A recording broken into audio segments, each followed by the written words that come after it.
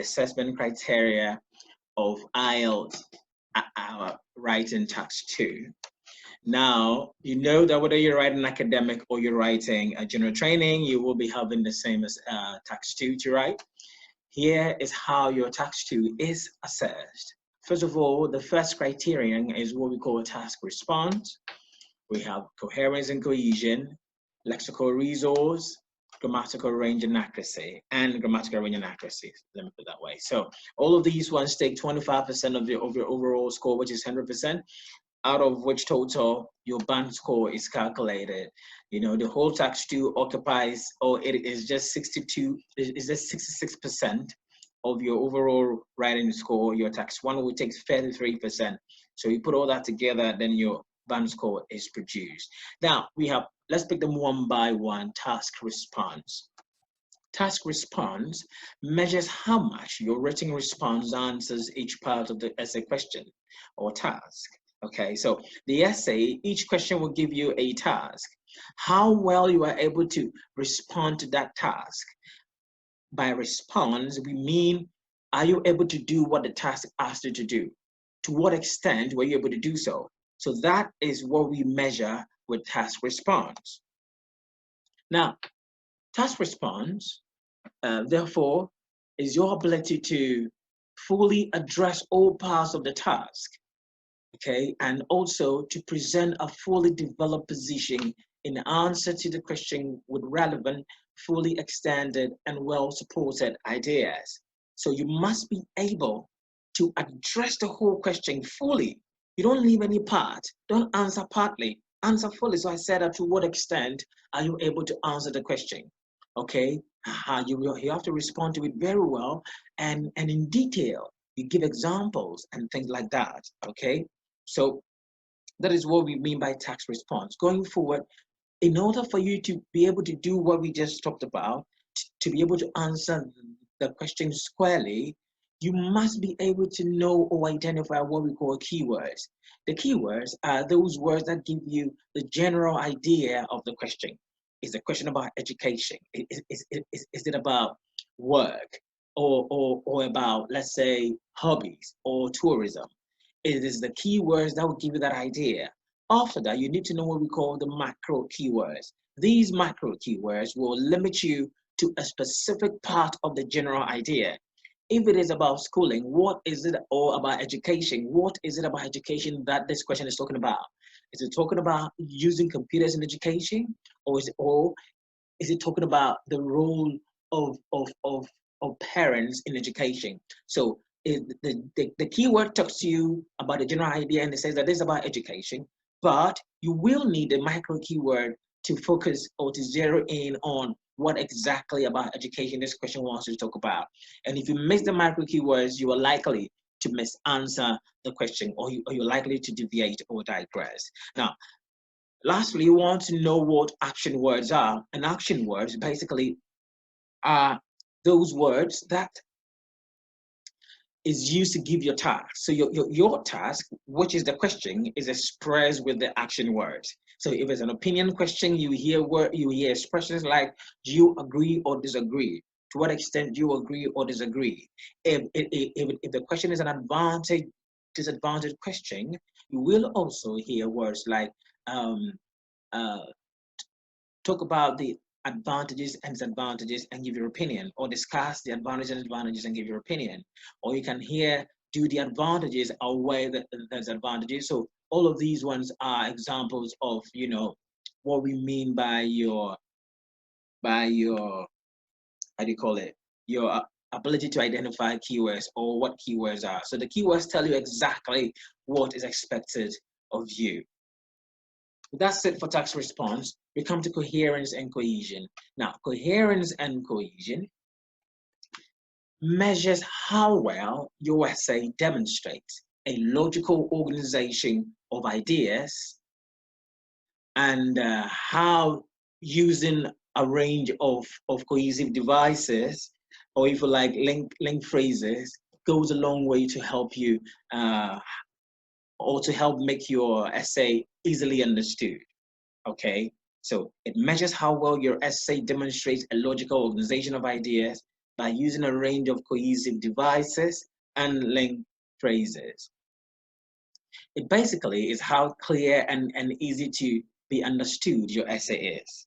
So when an essay is coherent, or we say, yeah, if an essay is coherent, then that essay can be easily understood by anyone who reads it. To be able to do this, you have to be able to use paraphrasing effectively and appropriately. Number two, you have to state your points or position clearly. Okay, if you're able to organize your paragraphs so that each paragraph has an idea or contains similar ideas, then we are able to really follow your thoughts easily. But if you mismanage your paragraphs and you put different ideas in one paragraph, then we can't really easily follow your ideas and understand you. So an effective way to be coherent is to use paragraphs effectively and to talk about and to group ideas in each paragraph. Let each paragraph talk about similar ideas. Don't make a similar and a dissimilar idea in one paragraph. Okay, so this is what we mean by managing paragraphs effectively. Then also you have to state your points or your position clearly. For instance, especially when you have questions that are opinion questions and that seek your opinion, you have to state your position clearly on the matter so presented to you. If it is a point to you, must indicate your point clearly on the first line of each paragraph, which is what we call your topic sentence. When you get to your body paragraphs, you must make sure that your points are stated clearly, unequivocally,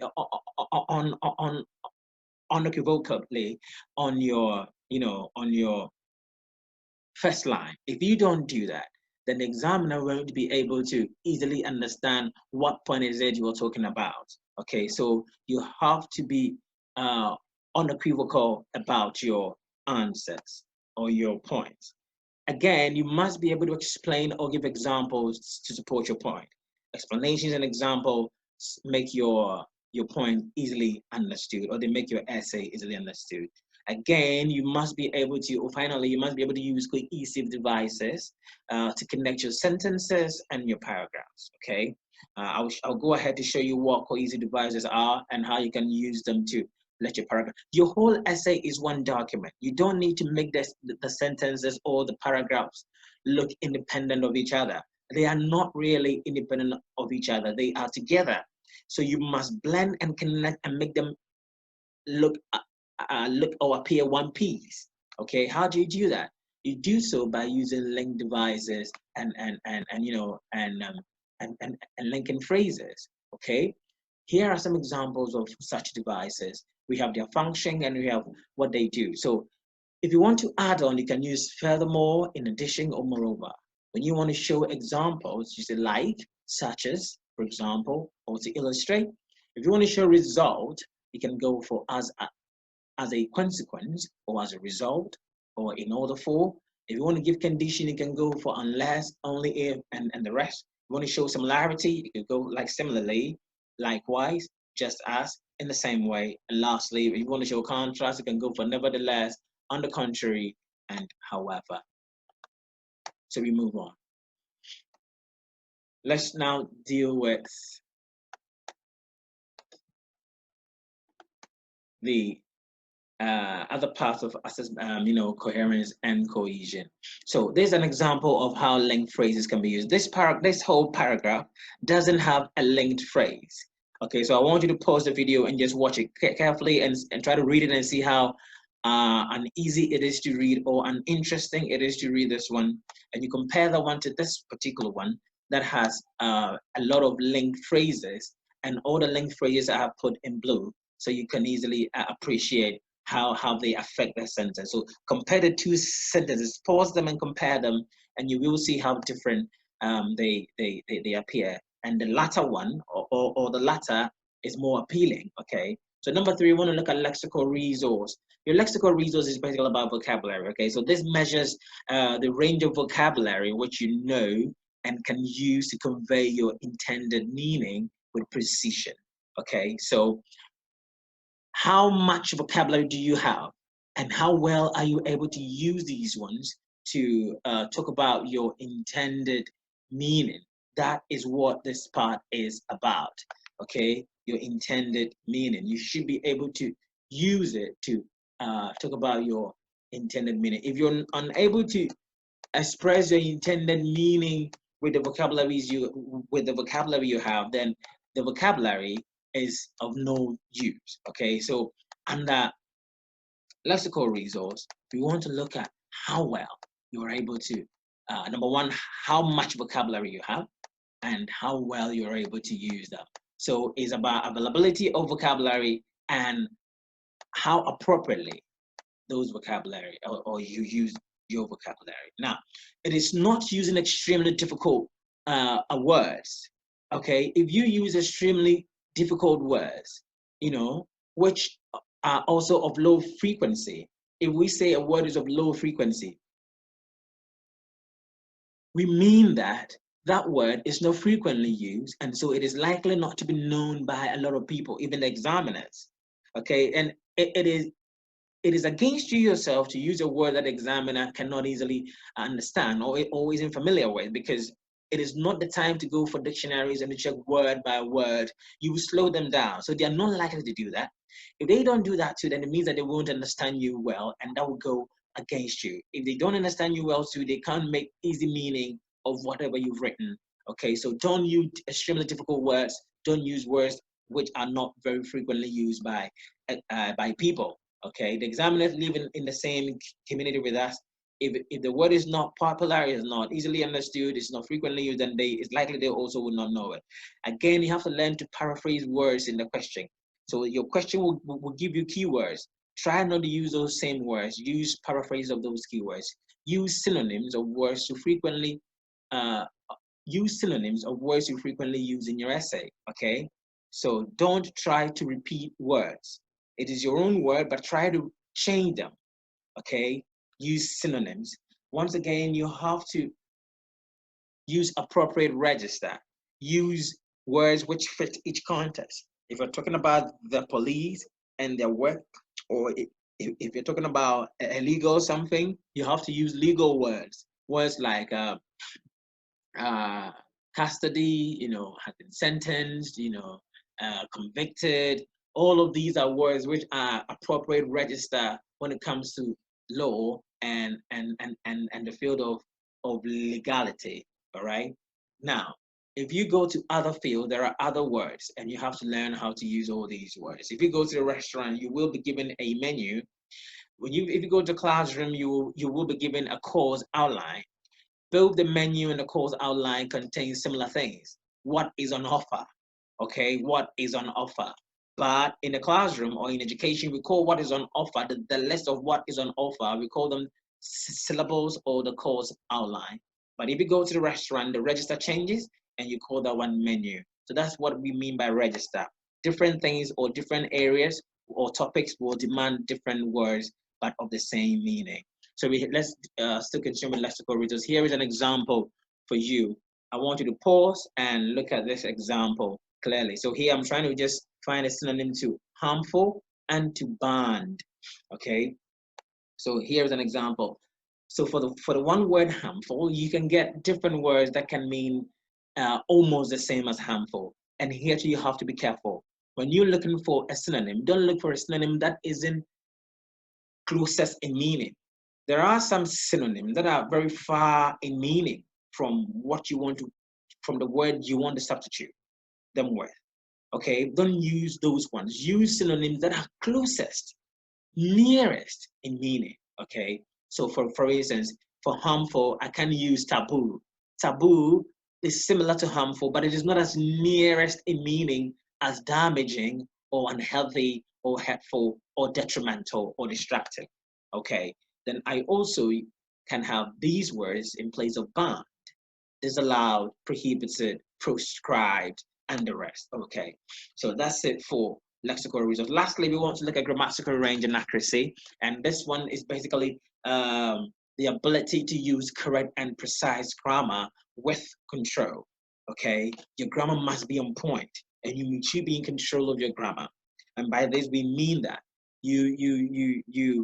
it is your being able to use a variety of sentence structures What do we mean by sentence structures? We're talking about the types of sentences: simple sentence, compound sentence, complex sentence, compound complex sentences. All these are structural types of sentences that you can use. Okay. You also have to be able to use the tenses well, and any other item that helps you to convey and your intended meaning.